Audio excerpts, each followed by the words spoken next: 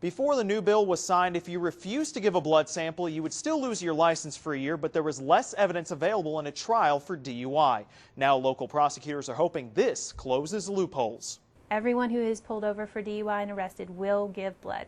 That's the message from the DA's office, a more in-depth crackdown not just on drinking and driving, but what drugs are in your system when you get behind the wheel. We can tell you exactly what amount of alcohol they have in their system, if there's any prescription drugs in their system.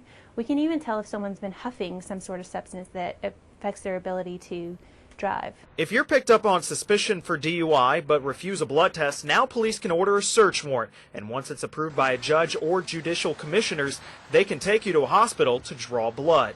This is filled out by the officer, and then the nurse draws the blood in these vials, which has some stuff to keep it good for a while, and hands it right back to the officer. Local DUI attorney Steve Oberman stresses that it's not against the law to have a drink, then drive, and he's concerned about the rights of drivers. The inability of somebody to refuse to give the evidence against themselves. He's also concerned that with mandatory blood samples, legally prescribed drugs could come under fire. If you're taking Sudafed or cold medication, if it impairs your ability to drive, then you are driving under the influence. He does not predict a spike in DUIs or cases prosecuted, but local law enforcement is hoping this will give them more ammunition in the fight against DUIs in the courtroom.